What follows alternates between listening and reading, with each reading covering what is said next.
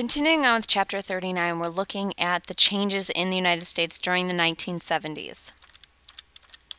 Now, you can't talk about Richard Nixon, obviously, without talking about the Watergate scandal.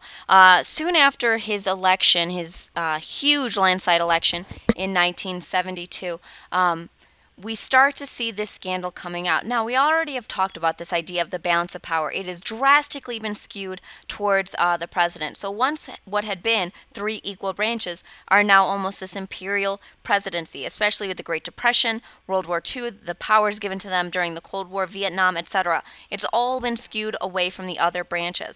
And Nixon truly did believe he had supreme authority and that he had no problem expanding his powers without any thought to checks and balances. Now, going into the 1972 election, Nixon had this very crazy fear of losing elections. He's already lost an election, remember, to John Kennedy in 1960.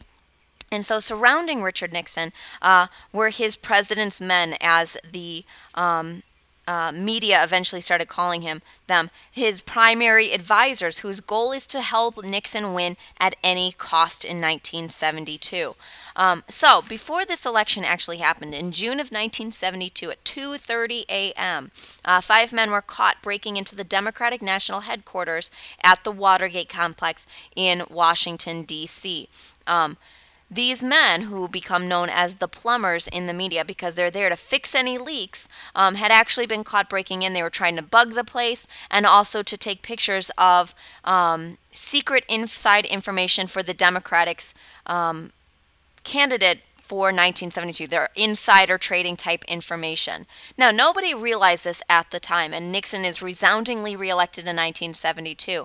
But Bob Woodward and Carl Bernstein, who were two reporters for the Washington Post, stayed on this story. They thought there was some sort of connection here, especially since one of the burglars was linked in with the committee to re-elect the president, or CREEP as it became known. So these Washington Post reporters are staying on the case, trying to see who knew what, who was involved in this, how high up does this go.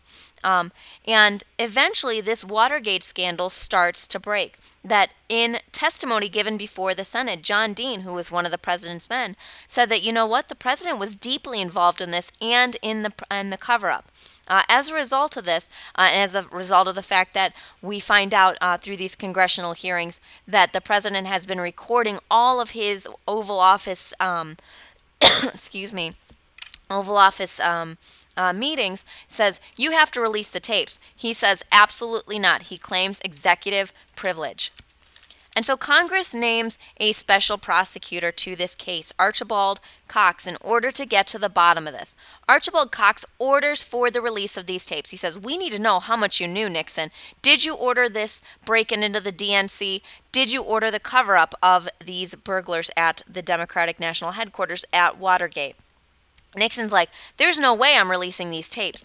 And he orders, in what becomes known now as the Saturday Night Massacre, he orders his Attorney General to fire this special prosecutor. The Attorney General refuses, as did the Deputy Attorney General.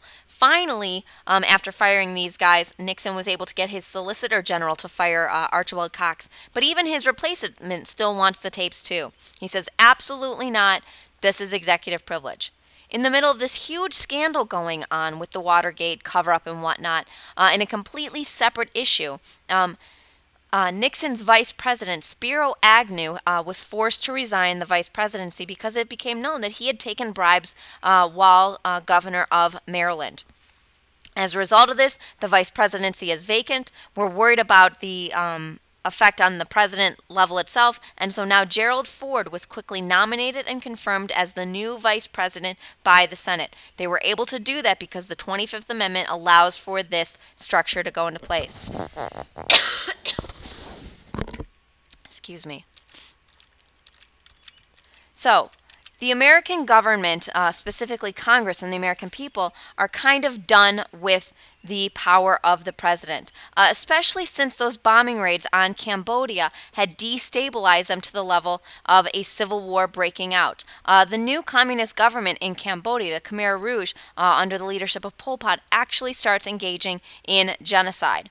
Congress in 1973 passed the War Powers Act to start curbing the power of the president's war-making powers.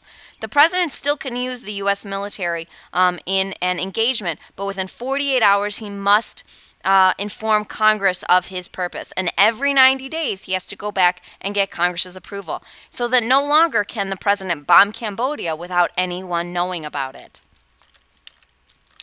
So back to Watergate. All of this is happening at the exact same time. So by March of 1974, a grand jury had indicted many of the president's men on charges of conspiracy, obstruction of justice, perjury. Nixon now tries to release edited tapes, edited pages. They say, absolutely not, still not enough. You have to give all of the tapes over to us. Finally, he releases these tapes, and it shows that the president has been involved in not only the break-in at Watergate, but also the cover-up. It is almost certain that Nixon would have been impeached and removed from office because of this evidence, but instead, he resigned his office of the presidency before this could happen. As a result, Gerald Ford assumed the presidency. Gerald Ford is still to this day the only president never to have been elected, because remember, he was appointed. And after Gerald Ford actually became president, he pardoned Nixon in order to save us the shame of seeing a former president, sitting in prison somewhere. But this spoiled Ford's presidency. People would never forgive him for doing this. Here is Nixon's resignation letter, short, sweet, and to the point. And here he is boarding Marine One after leaving the presidency, and the new president, Gerald Ford. So the end of Vietnam, my gosh, how much longer can this go on? So as the United States is turning against this war, the war between North and South really turns back to that Civil War. The United States is pretty much pulled out by this point. And without military aid and U.S. help, South Vietnam doesn't stand a chance against anyone to beat the North. So the North Vietnamese, obviously aided by the USSR, aided by China, is easily able to invade South Vietnam and advanced on their capital city of Saigon. As many people as they could evacuate, they did by helicopter in April of 1975, and finally South Vietnam fell on April 30th, 1975, reunified under a communist flag, Saigon renamed Ho Chi Minh City. The end casualties, 58,000 Americans killed, 365,000 wounded. They were not hailed as returning heroes like other wars. They were called baby killers. They were spit upon, etc. Many of these soldiers committed suicide. They suffered from post-traumatic stress disorder because of their involvement in this war. Here you see this is the American embassy being evacuated in April of 1975. So another area to focus our attention on is this second wave of feminism, a new era of feminism. The first wave of feminism is obviously suffrage movement. This new wave of feminism really starts with Betty Friedan and the feminine mystique, which we've already talked about, focusing on what role should women play here in American society. It's very much linked in with the civil rights movement and the gay rights movement because a, quote, threat to justice anywhere is a threat to justice everywhere. Another leading member of the feminist movement was Gloria Steinem. She started Ms. Magazine, and this idea of Ms. as a title that gives you a title devoid of marriage really promotes this idea of equality. Some of the advancements that this second wave of feminists made was Title IX. Title IX was actually part of an overall Education Act of 1972, barring discrimination on the basis of sex in any federally funded education program. So what this has meant for us in reality is that there is equity in sports. So if a school provides boys sports, they have to provide girls sports as well, or else they can't get money from the federal government. Another area that was focused on was to get the Equal Rights Amendment passed, the ERA. Now, this is something that has been going on long ago, since the days of the suffrage movement, to try to say you can't discriminate on the basis of gender. However, it's been stalled up by conservatives, first within Congress and then within the states. They needed 28 of 38 states to ratify. It's going to be difficult to get that done. The National Organization of Women, or NOW, is really pushing for an equal rights amendment. However, on the other side of this is the conservative Phyllis Schlafly. She is the anti-feminist. She says to push through the ERA would undo that traditional role of women in society. Making them equal to men would have drastic effects on our society. Women would now have to register for the draft. They would have to serve on the front line, etc. That we need special protections. Ultimately, and we'll see this later, the ERA was voted down, but this is an area of focus. The Supreme Court, though, during this time is challenging sex discrimination in legislation and employment, and obviously one of the landmark pieces for the feminist movement is that Roe v. Wade, that right to privacy extends to abortion. But because of this, we are going to start to see in the late 70s, early 80s, a true conservative backlash against this liberal idea of feminism, especially since feminists are now being blamed for the rising divorce rate, 3 times the rate between 1960 and 1976 for the divorce rate. Other areas when it comes to minorities. We've already talked ad nauseum about the civil rights movement, but one area of focus is on this de facto segregation. De facto segregation is really by custom or tradition. It's where people happen to live. And so schools had been trying to end this by forcing busing. So you have a school that is mainly all black, you have a school that's mainly all white, and within the same school district, let's bus half of the black kids to the white school and vice versa.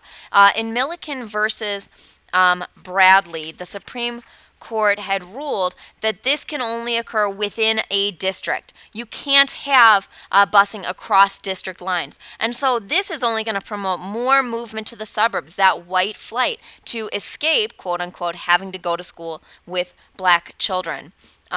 The Regents of University of California versus Bakey, this is in 1978. This is focusing on affirmative action. That affirmative action, or allowing for race to be a consideration when it comes to college admission, is okay as long as other issues or other focuses when it comes to admission are going on. And then finally for this slide, the American Indian movement, the AIM movement, very similar to other civil rights movements that we've seen, but this is to get civil rights for Native Americans. Once again, using civil disobedience and the news media to promote their message. They were somewhat successful at achieving this. In 1973, there was a 71-day standoff between the AIM group and the FBI at Wounded Knee. The issue here, once again, is who owns the gold in the Black Hills. We also see the AIM group taking over the island of Alcatraz to try to raise awareness over Indian issues, and then also a protest outside of the Bureau of Indian Affairs. They called this the the Trail of Broken Treaties. This was in 1970, very creatively named. So let's briefly talk about Jimmy Carter. 1976, Gerald Ford doesn't stand a chance at getting elected, especially because of his pardoning of Nixon. He also faced a Republican challenger in Ronald Reagan. The Democrats nominated an outsider from Washington, Jimmy Carter. He was the governor of Georgia at this time. He was seen as a perfect person because he doesn't have anything to do with all the garbage that's been going on in Washington, and he very famously promised the American people, "I will never lie to you." He had a warm personality, and people were just done with Washington insiders. So he was elected president in 1976. One of his crowning achievements, though, is the Camp David Accords in 1978. He helped to broker a peace agreement between the Israeli Prime Minister and the Egyptian President, where Israel returned the Sinai Peninsula to Egypt, and in exchange, Egypt becomes the first country to actually recognize Israel as a legitimate country. However, even with this crowning achievement, Carter's presidency is plagued with economic issues. Rising inflation continuing on. Oil prices skyrocketing because, once again, there is an embargo against the United States by OPEC. Increasingly high interest rates make it hard for people to get loans out, and high deficit spending lead to crazy, crazy economic problems in the late 1970s. And the final nail in Jimmy Carter's coffin, because he is a one-term president, was the Iran hostage situation. In 1979, that U.S.-installed Shah that we talked about way back in the 1950s was overthrown by a pro-Islamic conservative government, replaced by the Ayatollah Khomeini. He established a Muslim theocracy in Iran. They shut down Iranian oil, and that OPEC, once again, like I said, instituted high prices in gas. We see people having to wait in lines for gas shortages, etc. Carter responds by giving a malaise speech, basically blaming the American people for their involvement in this crisis, saying that we should focus more on conservation and alternative fuels. All of which might be true, but the American people don't really want to hear it. That hostage situation is going to continue on into the 1980 election. 1979 also marks the signing of the SALT II treaty between Carter and Brezhnev, once again, to limit our nuclear arms. However, this was never ratified because the Soviet Union invaded Afghanistan at this time. So in Tehran, after the Ayatollah came to power, American hostages were taken in November of 1979 and were held for 444 days. This was playing itself out every single night on the nightly news. Carter tried to negotiate for the releasage of the hostages, to use economic sanctions, but nothing would work. And like I said, this played out every single night. They even tried a rescue mission, but that failed as well. This is going to be one of the final nails in his coffin, because people aren't going to vote for Jimmy Carter in 1980. They're going to instead choose a different person, Ronald Reagan, who we will talk about in the next chapter. And that is it for 39.